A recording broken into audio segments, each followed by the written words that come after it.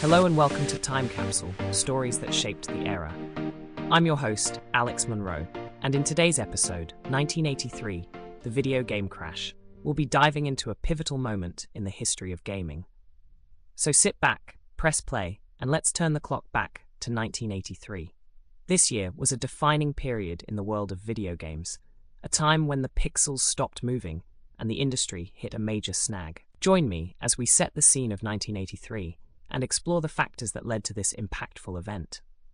From the rise of home gaming consoles to the saturation of the market, there's a lot to unpack. So grab your favorite snack, settle in, and let's embark on this journey back in time.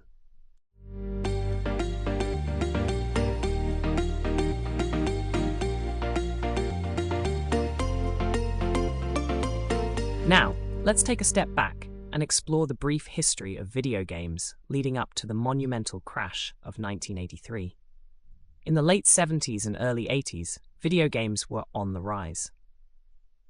With the release of popular arcade games like Space Invaders and Pac-Man, the gaming industry was booming. Consumers were enthusiastic about the new technology, and home gaming consoles like the Atari 2600 and Intellivision were flying off the shelves. The buzz around video games was palpable, and it seemed like the possibilities for the industry were endless. However, increased competition and oversaturation in the market led to a decline in quality and a flood of subpar games. Coupled with a struggling economy and a lack of consumer confidence, this perfect storm set the stage for the video game crash of 1983. As we reflect on this era, it's clear that the rapid rise and subsequent fall of the video game industry was a crucial turning point in its history. The lessons learned from this period continue to shape the way video games are developed, marketed, and consumed today. Join me as we delve deeper into the factors that contributed to the crash and explore the lasting impact it had on the gaming landscape.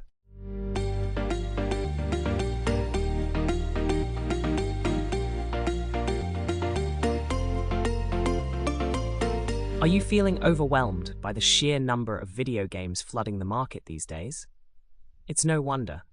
The 1980s saw an explosion of new games and game systems, with everyone from major companies to small indie developers trying to cash in on the booming industry. But with so many games hitting the shelves, quality control took a back seat. Overhyped, glitchy, and downright bad games began to flood the market, leaving players feeling frustrated and disillusioned. It's not hard to see why this oversaturation led to a crash in the video game industry. As a gamer, you deserve to have access to high-quality, engaging games that deliver on their promises. The video game crash of 1983 taught the industry an important lesson. Too many games, too little fun. So, the next time you're sifting through the endless array of game options, remember to seek out titles that offer a truly immersive and enjoyable experience. Because in the end, it's not about quantity, it's about quality.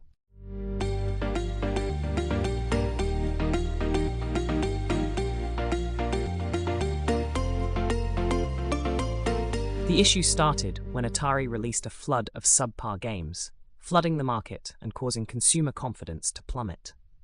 As a result, many retailers were left with excessive inventories of unsold video game cartridges, leading them to heavily discount these games just to move them off the shelves.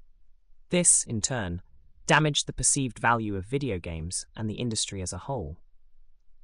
The release of the lackluster E.T. the Extraterrestrial game for the Atari 2600 proved to be the straw that broke the camel's back, leading to millions of unsold copies and contributing to the company's decline. Combined with the rise of personal computers and less expensive gaming consoles like the Nintendo Entertainment System, Atari's dominance began to crumble. Their lack of quality control and an oversaturated market ultimately led to the crash, as consumers lost faith in the industry.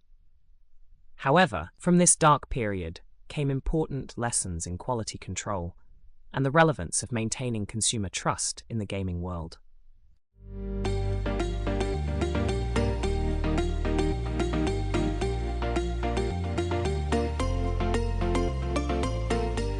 As the video game industry hit the early 1980s, it seemed like nothing could stop the meteoric rise of electronic entertainment. But then, In 1983, everything changed. The video game crash hit hard, and the pixels stopped moving. So what exactly brought about this dramatic turn of events? Well, the market was saturated with a flood of subpar games, and consumer trust began to wane. Retailers were left with vast quantities of unsold merchandise. With the market being so oversaturated, it was challenging for consumers to distinguish between quality titles and poorly developed ones. This led to an erosion of confidence in the industry. Additionally, the high cost of game development for consoles like the Atari 2600 and the oversaturation of low-quality games led to a lack of innovation and a subsequent downturn in interest.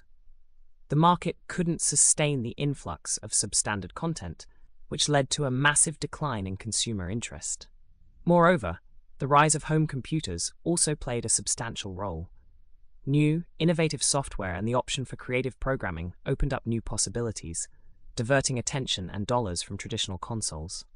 The market shifted, and suddenly, the world of video games looked very different. As the crash hit, many well-established companies began to crumble. Iconic brands like Atari faced monumental losses. The fallout from the crash prompted layoffs and studio closures. The job market for game developers was impacted, and the industry went through a significant reconfiguration. But amidst the chaos, a new future began to take shape. From the ashes of the crash, a new era of video gaming was born. And this rebirth would redefine the landscape, ushering in an age of innovation and creativity that would shape the industry for decades to come. Join me in the next section as we explore the phoenix rising from the ashes of the video game crash.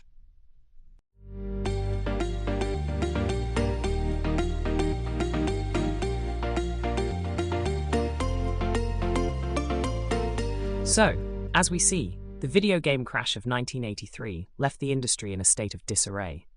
Suddenly, many popular video game companies found themselves struggling and folding left and right. Consumers lost trust, stores had excess inventory they couldn't sell, and the entire industry was left in ruins. The crash brought much-needed reflection and change to the video game industry as a whole. As new companies emerged with innovative ideas, there was a shift in focus towards creating quality games and rebuilding consumer trust. Ultimately, the aftermath of the crash led to the resurgence of the industry and the birth of a new era of gaming. Stay tuned for the next part of our series, where we'll explore how the industry rebounded and set the stage for the future of video games.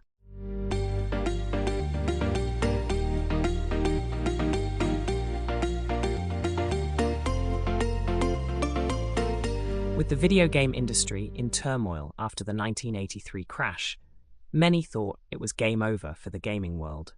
But then, out of the shadows, emerged a player who would change the game forever: Nintendo. The Japanese gaming giant stepped onto the scene with the introduction of the Nintendo Entertainment System, NES, and brought with it revolutionary games like Super Mario Bros. And The Legend of Zelda. These titles not only reinvigorated the love for gaming, but also set a new standard for home entertainment. With its iconic NES console and innovative gameplay, Nintendo ushered in a new era of gaming that captured the imaginations of players worldwide.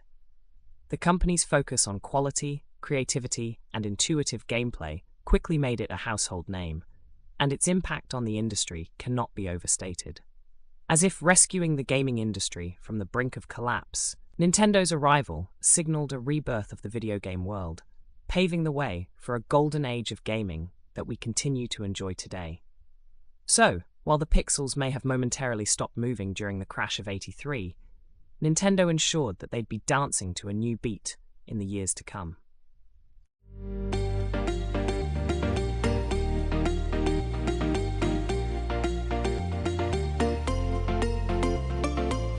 So there we were, neck deep in the chaos of the video game crash of 1983. It seemed like the industry was on the brink of disaster, with a flood of low-quality games and oversaturation in the market. But just when it seemed like all hope was lost, a certain mustachioed plumber came to the rescue. That's right, I'm talking about Mario. This lovable Italian plumber burst onto the scene in 1985 with the release of Super Mario Bros. For the Nintendo Entertainment System. The game was a smash hit, captivating audiences with its colorful graphics, catchy music, and addictive gameplay. It's safe to say that Mario single-handedly rejuvenated the gaming industry. His success helped restore confidence in consumers and reinvigorated the market, paving the way for a new era of gaming prosperity. But it wasn't just the game itself that made Mario a savior. It was the character himself, a plucky, adventurous hero who captured the hearts of players around the world. Mario became an iconic symbol of the video game industry and a beacon of hope during a tumultuous time. Today, Mario is a household name, with a franchise that spans countless games, movies, merchandise, and more. It's safe to say that without Mario, the gaming landscape would be vastly different. So here's to our favorite plumber, the one who saved the day and ensured that the pixels kept moving. Thanks, Mario.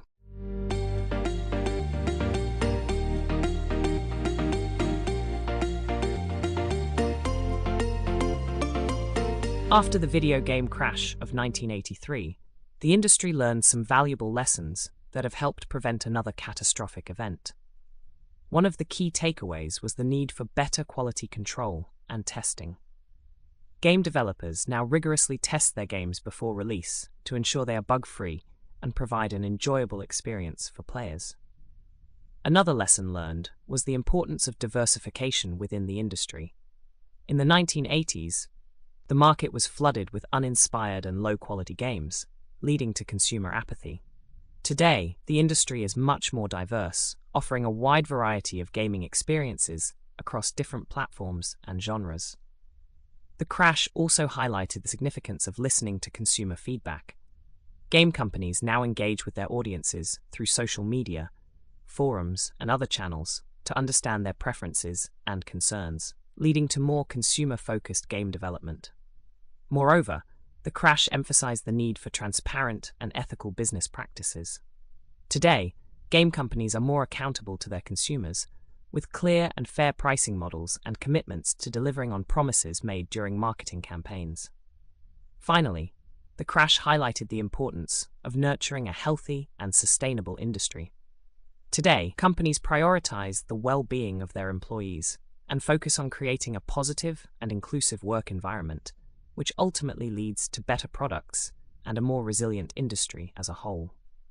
By learning from the mistakes of the past, the video game industry has strengthened itself, resulting in a vibrant and sustainable market that continues to evolve and thrive.